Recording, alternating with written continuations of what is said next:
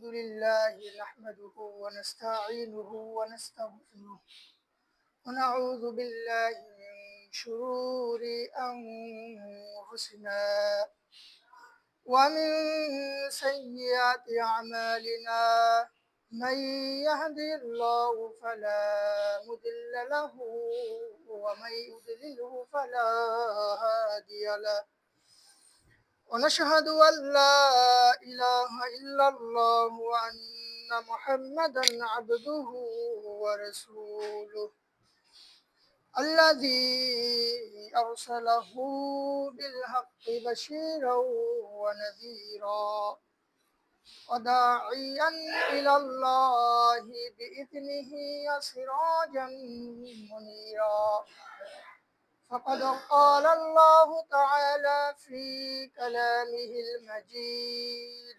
وفرقانه الحميد أعوذ بالله من الشيطان الرجيم بسم الله الرحمن الرحيم إن الله وملائكته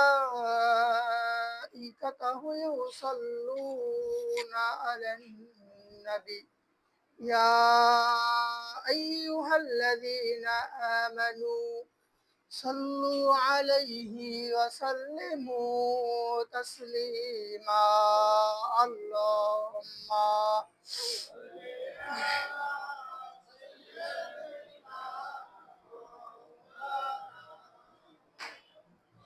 وعلى آل سيدنا مولانا محمد اللهم صل على مولانا محمد وعلى آل سيدنا আলহামদুলিল্লাহ সমস্ত প্রশংসা সে আল্লাহ রাব্বুল আলামিনের দরবারে। যে আল্লাহ রাব্বুল আলামিন পবিত্র মাস মাহে মুবারক মাস শাবান মাসের শেষ দিকে পবিত্র জুমার দিন জুমার নামাজ পড়তে তৌফিক দান করেছেন। এজন্য সে মহান মালিকের দরবারে শুকরিয়া আদায় করি, বলি আলহামদুলিল্লাহ। দুরূদ সালাম পাঠ করি বিশ্ব মানবতার মুক্তির দিশারি আশরাফুল আম্বিয়া খাতামুন নবীন সকলে বলি সাল্লাল্লাহু আলাইহি ওয়াসাল্লাম। সম্মানিত হাজিরিন, আওয়াজ হচ্ছে, সমস্যা মনে হয়। আল্লাহ রাব্বুল আলামিন দীর্ঘ একটা বছর পর আবার আমাদের সামনে সেই মাহে রমজান মাস, একটা বরকতপূর্ণ একটা মাস আমাদের সামনে অতিবাহিত করতেছেন। যদি রব্বুল আলামিন আমাদের প্রত্যেককে হায়াতে কুল্লিয়া হায়াতে তাইয়্যিবা দান করে, হয়তো আমরা প্রত্যেক মাহে রমজান মাস পাবো ইনশাআল্লাহ। এখন যদি একটা বছর পর আমাদের কাছে এই বরকতপূর্ণ একটা মাস অতিবাহিত হচ্ছে, এখন এই মাস যেটা আমাদের কাছে আসতেছে, সেদের মাসের কিছু প্রস্তুতি আমাদের প্রত্যেকেরই দরকার আছে। আমরা প্রত্যেকের জায়গা থেকে যে কোনো একটা দিন বা যে কোনো একটা কিছুকে উপলক্ষ করে কিছু প্রস্তুতি গ্রহণ করি। ঠিক তেমনি ভাবে দুনিয়ার জিন্দেগিতে তো মুমিন ইমানদার বান্দা আছে যারা আল্লাহকে রাজি খুশি করতে ভালোবাসে, যারা আল্লাহর সন্তুষ্টি অর্জন করতে নিজের জীবনটাকে উৎসর্গ করে দিতে চায়। যে লোকগুলো সর্ব অবস্থায় মনে করে যে আমার কাজ, আমার কথা, আমার চলাচল, আমার উঠা বসা সমস্ত কিছুতেই দুনিয়ার কেউ খুশি হোক আর না হোক, আমার রব যেন আমার কথা এবং কাজে সন্তুষ্টি অর্জন করে বা আমার কথায় সন্তুষ্ট হয়, এরকম কিছু মনোভাব নিয়ে চলাচল যে লোকগুলো সমাজের ভিতর করে থাকে, আল্লাহ রাব্বুল আলামিন এই লোকগুলোদেরকে একটা বিশেষ প্যাকেজ দান করেছেন, একটা বিশেষ সুযোগ দান করেছেন, একটা বিশেষ সময় দান করেছেন যে তোমরা যারা দুনিয়ার জমিনে আছো, আমি রব্বুল আলামিনকে খুশি করতে চাও, সন্তুষ্ট করতে চাও, তোমাদের জন্য আমি একটা সুন্দরতম একটা মাস দিচ্ছি, যে মাসের ভিতর আমি রব্বুল আলামিন শুধু খুশি আর খুশি, খুশি আর খুশি হবে তোমাদের উপর। সে মাসটা হলো মাহে রমজান মাস। কেন খুশি হবে? আল্লাহ রাব্বুল আলামিন তার হাদিসের যেভাবে নাযিল করেছেন বা যেভাবে আমাদের সামনে বলেছেন যে মাহে রমজান মাস যখন আমাদের কাছে অবতীর্ণ হয়, আল্লাহ রাব্বুল আলামিন তখন জাহান্নামের সমস্ত দরজা, এই কথা দ্বারা বুঝাইছেন কথা বেশি আছে, কথাটা বেশি আছে, জাহান্নামের সমস্ত দরজা এবং শয়তানকে বেঁধে দাও। এই কথার দ্বারা, এই হাদিসের দ্বারা যে বিষয়গুলো উপলব্ধি করা যায়, যে বিষয়গুলো জানা যায়, বোঝা যায়, সেটা হলো এই একটা মাস আল্লাহ রাব্বুল আলামিন বান্দার প্রতি সর্ব অবস্থায় রহমতের দৃষ্টি দেন, সর্ব অবস্থায় রহমতের মন নিয়ে তাদেরকে ইবাদত করার সুযোগ করে দেন। আর আল্লাহ রাব্বুল আলামিন এই মাসে এত বেশি ইবাদত করার পরে বেশি বেশি করে নেকি আমাদের জন্য আছে, সবাই আমরা জানি। এখন বিষয় হলো আমরা যারা মুসলিম হিসাবে পরিচিতি দিই বা সমাজের ভিতর পরিচয় বহন করে চলাচল করি, আমরা যদিও মুসলমান, ইসলাম ধর্ম গ্রহণ করি, কিন্তু ইসলামের মূল বেসিক জায়গা থেকে আমরা সরে গিয়েছি, ইসলামের মূল বিধান থেকে আমরা সরে গিয়েছি। এজন্য আমাদের মনের ভিতর একটা দুর্বলতা কাজ করে, আমাদের মনের ভিতর কিছু আকাঙ্ক্ষা, কিছু আশঙ্কা কাজ করে যে হুজুর জীবন ভরে কত কিছু না করেছি, এমন কোন গুনাহ নাই যে গুনাহ করি নাই, এমন কোন পাপ নাই, অন্যায় নাই, জুলুম নাই আমরা করিনি। কিন্তু এখন তো শরীয়ত সম্পর্কে কোনো জ্ঞানই আমাদের নেই।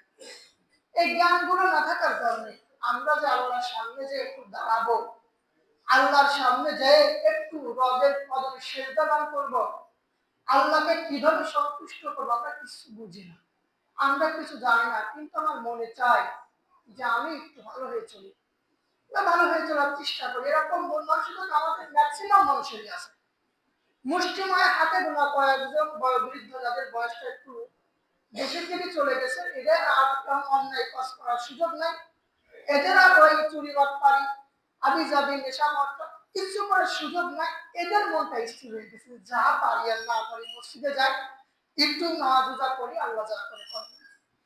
কিন্তু যে লোকগুলোর ইবাদত আল্লাহ সব থেকে বেশি পছন্দ করে, এই লোকগুলোর ভিতর দুর্বলতা কাজ করে, এদের ভিতর আশঙ্কা কাজ করে যে ছোটবেলা থেকে আব্বা আমার কিছু শিখাই নাই, আমরা যখন বুঝতে শিখেছি তখন আমরা কিছু শিখে নাই, কিন্তু এত কিছু করার পরেও রমজান মাসটা বরকতপূর্ণ মাস, ইবাদত করা দরকার, কিন্তু আসলে তো আমি কিছু পারি না। আমি যে রমজান মাসে যাইয়ে 2 রাকাত নফল নামাজ পড়তে গেলে যে 3টে সূরা লাগে, এটাও তো আমি পারি না। তাহলে আমি কি নিয়ে আল্লাহর কাছে দাঁড়াবো? আপনার জন্য আল্লাহ রাসূল যে প্যাকেজগুলো দান করেছেন, আমাদের জন্য আল্লাহ রাসূল যে প্যাকেজগুলো দিয়েছেন, তার ভিতর অন্যতম একটা হলো যে তুমি যখন বুঝতে শিখেছো যে তোমার ইসলামকে মানা লাগবে, ইসলামের বিধানকে অনুকরণ করা লাগবে, তুমি তখন থেকে শুরু করো। শুরু করার পর যখন তুমি তখন থেকে ইসলামের বিধান মানাও শুরু করো এবং ওই বিধানকে কার্যকরী করার জন্য যে জ্ঞান তোমার অর্জন করা দরকার, এই জ্ঞান তুমি অর্জন করা শুরু করো। অর্থাৎ আমার বয়স আপনার বয়স 25-30 হয়ে গেছে, তখন আমাদের বুঝ এসেছে যে না, ইসলামী বিধিবিধান আমাদের মানা দরকার। তখন কি করে? তুমি নামাজ ধরো, অন্যায় কাজ ছেড়ে দাও, ভালো কাজের দিকে আসো। তুমি ভালো কাজ যখন করবা, তখন আস্তে আস্তে করে তুমি সমস্ত বিধি নিষেধগুলো জেনে যাবে এবং বেশি বেশি করে জানার চেষ্টা করবে। কিন্তু যদি তোমার অন্তরের ভিতর আমি রব সম্পর্কে বিন্দু মাত্র ঈমান এবং ইয়াকিন থেকে থাকে, ইখলাস থেকে থাকে, তুমি যে ইবাদতটুকু আমি আল্লাহকে সন্তুষ্ট করার জন্য করো না, এটুকুই আমার। এতটুকু ইবাদত যদি তুমি আমাকে সন্তুষ্ট করার জন্য করো, আমি আলহামদুলিল্লাহ। আমি তুমি ইবাদত কি করেছো এটা আমার দেখার বিষয় না, আমার দেখার বিষয় তোমার ইখলাস কত বেশি আছে, তোমার আদব আখলাক কত বেশি আছে। যদি এই সমস্ত ঘটনাকে, এই সমস্ত কথাকে বাস্তবিক প্রমাণ দিতে হয়, তাহলে আপনাদের বহু বছর পুরনো একটা ঘটনা শোনাতে হয়। বাচ্চা হারুন আর রশিদ, এই বাচ্চার নাম আমরা অনেকেই পরিচিত। খুব একজন ভালো বাচ্চা ছিলেন, ইসলামের জন্য তার অনেক অবদান আছে। তিনি সর্ব অবস্থায় তার প্রজাদেরকে, মুসলিমদের প্রতি একটা সহানুভূতিশীল দেখাইতেন। ওনার কাছে যদি কোনো লোক আসতো কাউকে ফেরত দিত না, যথাসম্ভব তার সাধ্য অনুযায়ী তাকে উপঢৌকন দিয়ে খুশি করে চলে যেত। এখন বাচ্চা হারুন আর রশিদ তার এলাকার ভিতর রাজ্য পরিচালনা করতেছেন। সেই সময়ের রাজধানী সেটা আমাদের বর্তমান সময়ের রাজধানী যেটা ঢাকা, ঠিক হারুন আর রশিদের ঠিক একই সময় উনি ওনার রাজধানীতে ওনার শহরের দিকে রাষ্ট্র পরিচালনার কাজে ব্যস্ত থাকে। এখন ওনার রাষ্ট্র পরিচালনার কাজে ব্যস্ত থাকা অবস্থায় ওনার রাজ্যের এক কৃষক, পাহাড়ি অঞ্চলে তার বাড়ি অনেক দূরে, উনি ওনার কানে এই খবর গেছে যে বাচ্চা খুবই ভালো লোক, তার সাথে কোন মুসলমান তার প্রজাদের ভিতরে কেউ কথা বললে সে খালি হাতে ফিরায় না, সে তাদের মহব্বত করে, ভালোবাসে, সকল প্রতি সহানুভূতিশীল, আনন্দ উৎফুল্ল মেজাজের একটা ব্যবহার করে। ওই কৃষক আর তার স্ত্রী দুজন পরামর্শ করলে কি করা যায়। তখন কৃষকের স্ত্রী কৃষক প্রস্তাব দিল, আমি তো বাচ্চার সাথে দেখা করা দরকার, এত ভালো মনের একজন বাচ্চা আমরা পেয়েছি, রাজা আমরা পেয়েছি, দেখা করা দরকার। ওনার স্ত্রী বললেন, তুমি তো দেখা করতে যাবা, সে কত বড় বাচ্চা, তোমার সাথে দেখা করবে, আর যদিও তোমার সাথে দেখা করে তুমি তো সামান্য কৃষক, তুমি তারপরে মেহমান, হতে পারে তুমি হয়তো দরিদ্র, হতে পারে তুমি তোমার ইনকাম সোর্স কম, অর্থনৈতিক অবস্থা কম, তুমি তার কাছে যাবা, কি নিয়ে যাবা? স্বাভাবিক প্রশ্ন। আজ থেকে 10 থেকে 20 বছর আগে যখন আমরা ঢাকা শহরের চিন্তা করতাম, আমরা সর্ব অবস্থায় ভাবতাম যে ঢাকা শহরের মানুষ গ্রামের ন্যাচারাল যে খাবারটা এটা পায় না। আপনার ফরমালিন মুক্ত শাকসবজি, ফরমালিন মুক্ত ফলমূল, কিছু বিলের মাছ, কিছু নিজে উৎপাদন করা কিছু খাদ্য নিয়ে আমরা সেখানে যেতাম। অবশ্যই এখন কালের বিপদ করে তারা 5-6 টাকা বেশি লাগছে। ঠিক এরকম আজ 200-300 বছর আগের ঘটনা আমরা জানি। আমার কৃষক মনে মনে চিন্তা করলেন, আসলে তো আমার সওয়াল করে আমি কে নিয়ে যাবো বাচ্চার সাথে দেখা করার জন্য। কৃষক মনে মনে চিন্তা করলেন, বাচ্চা হারুন আর রশিদ তৎকালীন জামানার সব থেকে বড় সম্রাট এবং মুসলিমদের জন্য একটা বড় আদর্শ নিদর্শন, তার সঙ্গে আমি কখন দেখা করতে যাব, কি নিয়ে যাব, কোন অবস্থায় যাব, কোন হালতে যাব। চিন্তা করতে করতে পরের দিন সকালবেলা তার মাথার ভিতরে একটা বুদ্ধি আসলো। বিবিকে ডাক দিয়ে বলে, বিবি আমাদের বাচ্চা থাকে ওই রাজ্য নিয়ে অনেক দূরে, রাজধানীর ভিতরে থাকে, আমরা থাকি প্রত্যন্ত একটা অঞ্চলে, পাহাড়ি এলাকায়। আমাদের এই পাহাড়ের ভিতর এমন একটা জিনিস আছে যা বাচ্চা কখনো টাকা দিয়ে ইনকাম করতে পারবে না। বাচ্চার থাকতে পারে কোটি কোটি টাকা, কিন্তু এই সম্পদটা বাচ্চা ওইখানে কখনোই ছড়াইতে পারবে না। যে কথা সেই কাজ। কি আছে বলে, আমরা যে পাহাড়ের এলাকায় থাকি, আমাদের পাহাড় যে ঝর্ণা বয়ে যায়, আমাদের পাহাড় দিয়ে যে সুন্দর সুশীল এবং সুশীতল ঝর্ণার পানি বয়ে পড়ে, এটা তো বাচ্চা কোথাও পড়ে না। কি করা যায়? তা আমি ওই পানি নিয়ে যাবো বাচ্চার জন্য, বাচ্চার আমি হারিয়ে দেবো, কারণ এই পানি বাচ্চা এত স্বচ্ছ, এত বিশুদ্ধ পানি আমার বাচ্চা কোথাও বলে না। যেমন মেধা তেমন কাজ। উনি কি করলেন, সুন্দর একটা কলসি নিয়ে ওই ঝর্ণার পানি বহন করে শুরু করলেন হাঁটা। যেহেতু পাহাড়ি অঞ্চল, ওখান থেকে হেঁটে হেঁটে আসতে 2-3 দিন সময় লাগবে, তার কলসি মাথার পরে আছে, বাচ্চার মহব্বত কত বেশি, কলসির মাথার পরে নিয়ে হাঁটতে হাঁটতে হাঁটতে হাঁটতে বাচ্চার দরবারে চলে আসছে।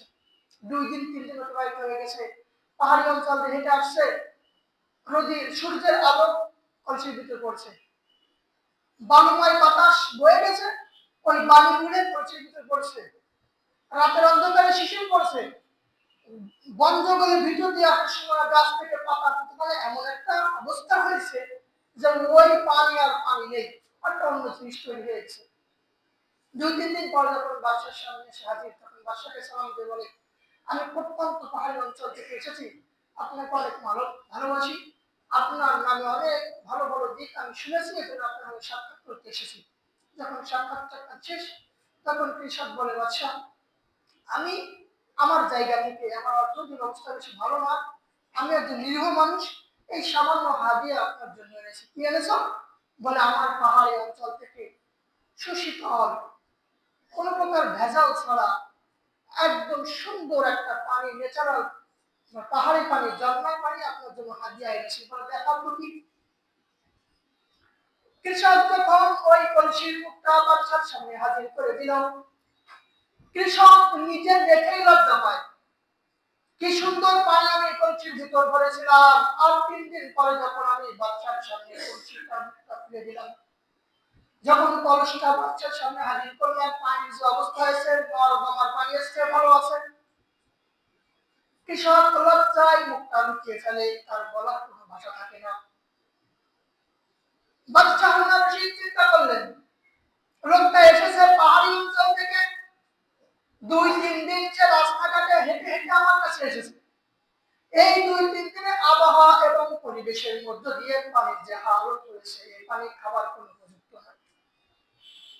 উনি এক কর্মচারীকে দেখলেন, টাকা পড়া ঠিক আছে, পানিটা রেখে দাও, ফেলাই দাও, এর কথা বলে নাই, ওই পানিটুকু রেখে দাও, আর এই কলসি ভর্তি স্বর্ণ, মুদ্রা, রৌপ্য, হেরা, জহরত যা ধরে এক কলসি ঢুকাই দাও, আর ঢুকাই দিয়ে যখন তাকে বিদায় করে দিবা, তখন আমাদের ওই বীজের পাশ দিয়ে নিয়ে যাও। বাদশা কৌশল খাটাইছে, আমাদের বীজের পাশ দিয়ে নিয়ে যাও। যে কথা সেই কাজ, ওনাকে কলস ভর্তি স্বর্ণ, মুদ্রা, হীরা জহরাত দিয়ে ওনাকে বিদায় করে নিয়ে যাচ্ছে না। ওই বীজ অর্থাৎ দিক, সহজ যেটা বোঝায়, দিক, পুকুর বা কোনো একটা রেস্তোরাঁর ভিতরে একটা পানির স্থল, ওর পাশ দিয়ে নিয়ে যাচ্ছে। কৃষক চিন্তা করলেন, এতদিন বাদশার জন্য মনে মনে কল্পনা করেছি, এই পাহাড়ি অঞ্চলের পানির মতো স্বচ্ছ পানি বাদশা কোথাও পাবে না, কিন্তু আজকে যে পুকুরের পাড় দিয়ে বা দিকের পাড় দিয়ে আমাকে নিয়ে যাচ্ছে, আমার কাছে মনে হয় ওই পাহাড়ি পানির থেকেও এই পানির মূল্য 1000 গুণ বেশি। তবুও বাদশা আমার এই নর্দমার পানি আনার পরেও আমার প্রতি কোনো প্রকার কি করি অখুশি হয়নি, কোনো প্রকার করেনি, তুচ্ছ তাচ্ছিল্য করেনি, তারপরে আমার পানিটুক সুন্দর কায়দায় রেখে দিয়ে আমাকে হীরা জহরত কলসি ভরে স্বর্ণ মুদ্রা দিয়ে বিদায় করে দিয়েছে। বাদশার মনটা কত বড়। রব্বুল আলামিন বলে, ও দুনিয়ার মানুষ, তোমরা যারা দুনিয়ার বুকে বসবাস করো, দুনিয়ার বুকে চলাচল করো, তোমরা মনে করতে পারো যে আমার ভিতর কিছু নাই, ইলম নাই, সুরর নাই, কালাম নাই, নামাজ রোজা পারবো কি দিয়ে কিছু আমি জানি না। যদি তোমার ইখলাসের নিয়াতে রব্বি কারীমকে সন্তুষ্টি করার নিয়াতে আমি রব্বি কারীমের কদমে সিজদা লাগাই দাও, তুমি রব্বি কারীমের কদমে তোমার মাথাটাকে নত করে দাও, আমি রব্বুল আলামিন ওই কৃষক, ওই বাদশা যেমন কৃষকের উপর সন্তুষ্ট হয়েছে, পচা পানির বদলাতে পুরা কলসি ভরে স্বর্ণ মুদ্রা হীরা জহরত দিয়ে বিদায় করে দিয়েছে, আমি রব্বুল আলামিন যদি তোমার আমলের উপর সন্তুষ্ট হয়ে যায়, বুঝতে পারতেছো আমি কিন্তু আহকামুল হাকিমিন, পুরা দুনিয়ার বাদশা। আপনার আমার কি আছে এইটা রব্বুল আলামিন দেখার কোনো ঠেক নাই। আমার থেকে ভালো আমলকারী, আমার থেকে বেশি নেকওয়ালা বান্দা, আমার থেকে বেশি নেকওয়ালা বান্দা আল্লাহর খাতায় জমা হয়ে পড়ে আছে। আপনার কি মনে হয় বর্তমান জামানার যত বিশ্বাসবাদী, যত বড় বড় আলেম আছে, এই সমস্ত আলেমদের সমস্ত আমল যদি এক জায়গায় করা হয়, আল্লাহ রাসূলের একজন তাবেঈ, যিনি সাহাবীও না, একজন তাবেঈ যে আমল করে গেছে তার আমলের সমপরিমাণ হবে? কখনোই সম্ভব না। অর্থাৎ আল্লাহ রাব্বুল আলামিনের কাছে, বাদশার কাছে যেমন একটা পুকুর বা একটা দিঘি স্বচ্ছ পানি দ্বারা সংরক্ষিত করা ছিল, তারপরও বাদশা কৃষকের ওই পানিটুকু ফেলে দেয় নাই, তার মহব্বতের দিকে তাকায়, ভালোবাসার দিকে তাকায়, তার পানিটুকু গ্রহণ করে পানির থেকে হাজার হাজার বেশি বেশি কোটি কোটি মূল্যের মূল্যবান সম্পদ তাকে দান করে দিয়েছেন। রব্বুল আলামিন বলেন, তুমি কি মনে করো যে তুমি দুনিয়ার সবথেকে বড় আমলকারী? আমি কি মনে করি আমি দুনিয়ার সবথেকে বড় আমলকারী? আমার থেকে বড় আমলকারী, আমার থেকে বেশি আমলকারীর নাম রব্বুল আলামিনের লিস্টে অলরেডি জমা হয়ে গেছে হাজার হাজার বছর আগে। অর্থাৎ এই এত মানুষের লিস্ট জমা হয়ে যাওয়ার পরেও আমাদের মতো গুনাহগারদের যে আল্লাহ মাফ করবেন কিসের বিনিময়ে? আমলের বিনিময়ে? তাই মনে হয় না, আমলের বিনিময়ে নয়। আপনার আমল যে আমল আমরা করি, এই নামাজ রোজা দিয়ে আল্লাহ যে সন্তুষ্টি অর্জন করতে পারবো কিনা এটা আমাদের সন্দেহ আছে। যদি ওই যেটুকুনি করি কাটাছিলাম এলোমেলো ইবাদত, তারপরও যদি আল্লাহর প্রতি আমাদের শ্রদ্ধা এবং ভক্তি 100 100 থাকে, আল্লাহর প্রতি যদি আমাদের একই ইখলাস বিশ্বাস 100 থাকে, ওই বিশ্বাসের গুণে আমাদেরকে মাফ করে, ওই বিশ্বাসের ওসিলা করে আমাদের মাফ করবে, ইবাদতের ওসিলা করে নয়।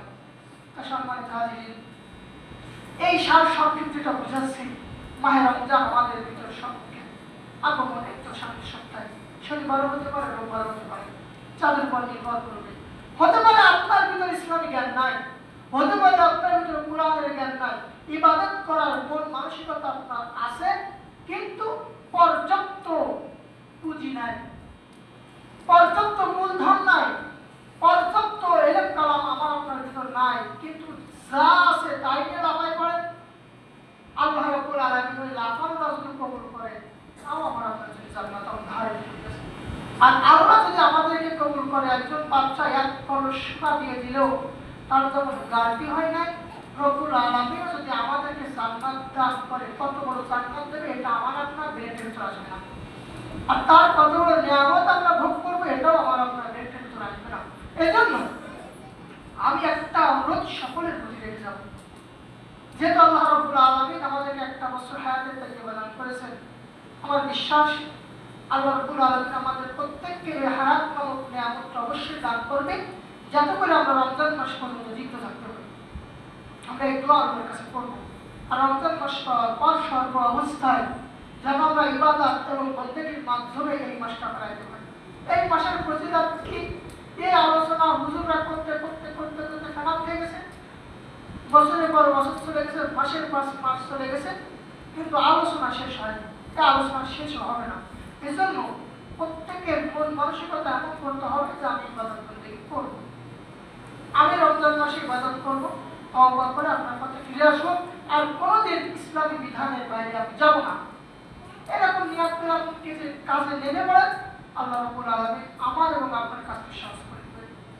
আল্লাহ রাব্বুল আলামিন আমাদের প্রত্যেককে রমজান মাস সহ হায়াতের জিন্দেগিতে যে কয়দিন আমরা বেঁচে থাকি, হায়াতের জিন্দেগিতে যে কয়দিন আমরা চলতে পারি, আমরা যেন প্রত্যেক ইসলামী বিধিনিষেধগুলো মেনে চলতে পারি, এবং যেভাবে চললে যেভাবে করলে আল্লাহ এবং তার রাসূল আমাদের